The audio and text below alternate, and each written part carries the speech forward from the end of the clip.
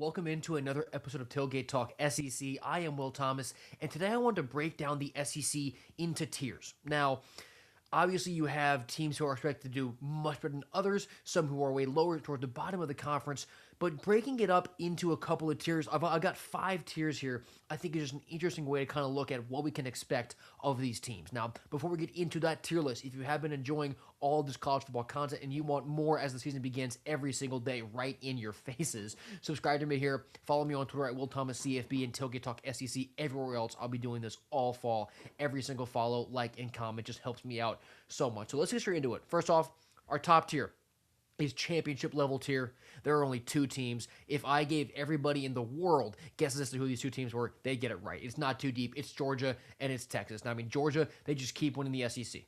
Right, I mean, even in down years, they're just winning the SEC. And then, they've had some trouble in the playoffs, but being at the top of the SEC means that you are within striking distance of the national championship. That is where Georgia should be again this year. I do have some questions about the Bulldogs, mainly at receiver, and I would assume that pass rush, even though that is kind of the defensive question mark, it will be better than last year under Kirby Smart. So I do have some questions about the Dogs, but they're not strong enough to where I'm taking them out of this tier. Right, they are national championship good every single year under Kirby Smart. And then for Texas, I've talked about how much I love the Longhorns all offseason long. This is the roster that they need. They have the experience they need, the depth that they need everywhere, I believe. The offensive line should be much better. And this is kind of the year for Steve Sarkisian to go out and do it. Right, to go out and prove that he can win a championship at Texas. This is the year. I think it has to be the year. They're one of the teams that I think are having the most pressure on them this fall, really because of all those factors and because of how well set up they are. But Texas and Georgia, I believe, are in a league of their own atop of this conference.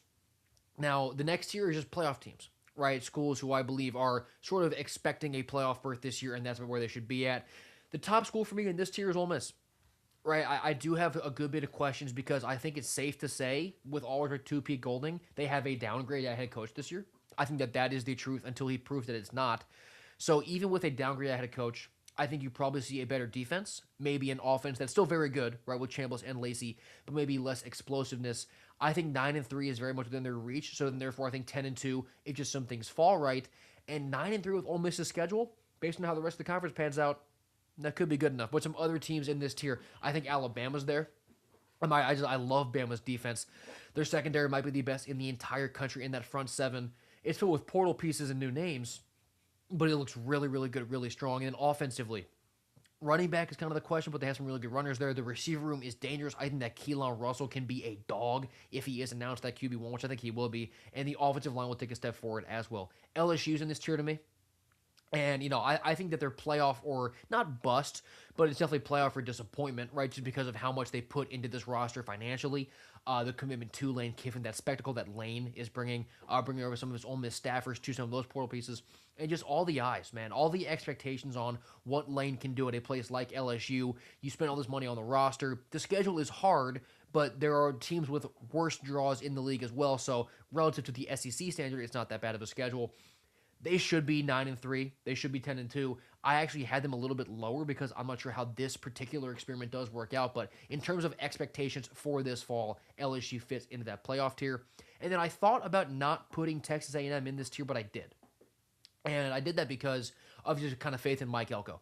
Right, so defensively, they lose a couple of stars, and they replace them with very good players. Now, the question is just, those very good players they replace them with have star potential, but can they be for the A&M defense what, Cassius Howell was last year? And just a bunch of other guys in the secondary, a guy like Dalton Brooks, right? How do you replace that? And can the people who are stepping up, those guys who are kind of plug-and plays, can they be that good? Offensively, you return just about everything that you need, right? Concepcion is gone at receiver, but they pulled in Isaiah Horton. Marcel Reed is back. You have Jamarian Morrow there, who's going to be RB2. He looks explosive. Mario Craver is back, but Colin Klein is gone. Right, he was their offensive coordinator last year. He's now the head man at Kansas State. So they promoted from within. Right, so it's not like it's a brand new scheme coming in, but just what does that look like with a new offensive coordinator? Those are some of my questions for the Aggies, but just how steady and how stable I think the Aggies are going to be. I had them in my playoff tier. Now, before I get to my next tier, I'm going to have a sip of coffee. And now here we go. My next tier is, I just call it the good bowl game tier. This is effectively my 8-4, 9-3s, in some cases 7-5, but just teams who I'm not worried about making a bowl, but I also don't think They need too much to go right to make the playoff. The top of the list for me is Oklahoma, and I had a hard time not putting Oklahoma in the playoff tier. Here's why I didn't do it though.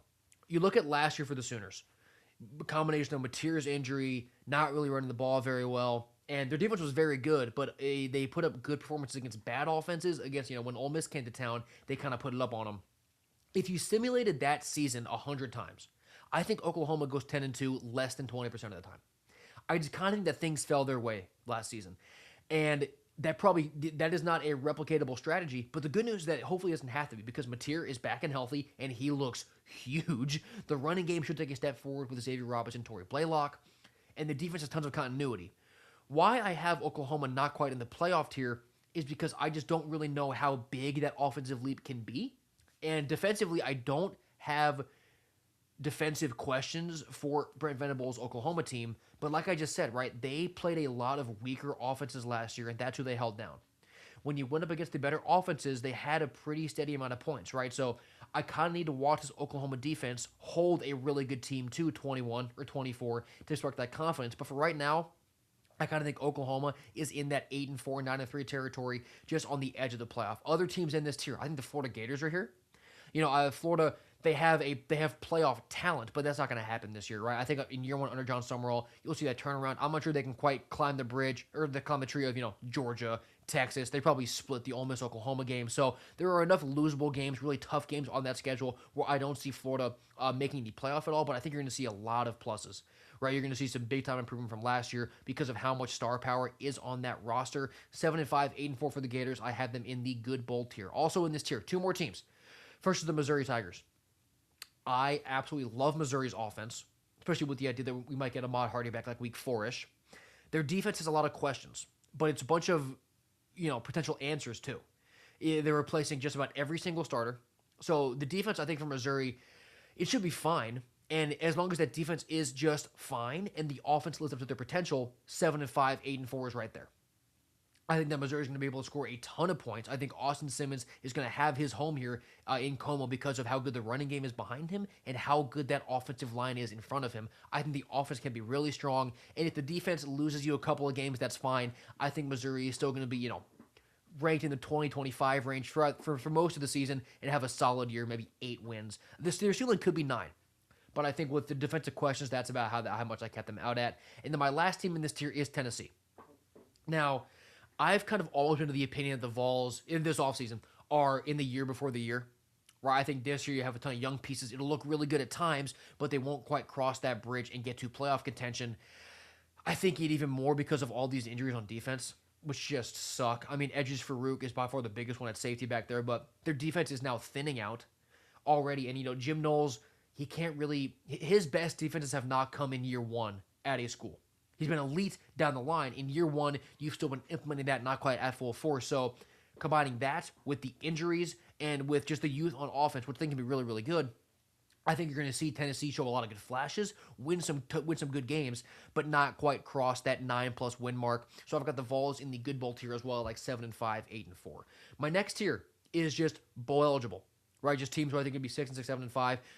Not quite bowl locked, but they should be right up there in the conference. First up is Auburn, right? I think that bringing Byron Brown over, even though I'm not totally sure that we can get 12 games out of him because of his durability questions and just the caliber of athlete that will be hitting him, I think he'll have a really good year, right? Because he has that familiarity in Alex Golesh's offense. He has his receivers, one of his running backs, his center as well, so a lot of continuity there. And defensively, DJ Durkin is back as DC for Auburn. He brings back guys like Xavier Atkins at linebacker, who is a stud. So Auburn's going to be good. I think, look back to last year, that Georgia game, they should have won. I think this is one of those years where they'll win those games, right? Where they're right there. They'll be able to cross that bridge and win those games they should win and not let as many slip away. So for that reason, I think Auburn adds a few more wins. 6-6, 7-5 is where I'm at there. 3 other teams in this tier. I think Kentucky's in this tier. Right? I think Willis can get the Wildcats to a bowl game in his first year. Now, I think best case scenario, you get 7 wins. And how that would play out is Kenny Minchie is a baller, which I think he can be. The offense stays healthy because you have some really good playmakers out there, but C.J. Baxter, Nick Anderson, some injury history. Can they stay healthy? The O-line should be strong. And defensively, I have questions. Can Kentucky answer some of them?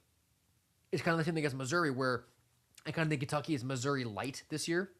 where the offense is going to be good to very good, and the defense just has to be fine to get them some wins. So I think Kentucky can be in that 6-win range. South Carolina, I believe, is there as well. I was more confident in this before Jaden Seller and Jaden Gibson were both out for the year last night with leg injuries. That does hurt their passing game, and an offense for Carolina that needs a running back to really pop, having a threatening passing game would have really helped that. Now, it should still be a good passing game, but I believe your explosiveness, your over the top, has kind of lost a hit. I still think that Carolina, they're not as bad as they were last year. They're just not.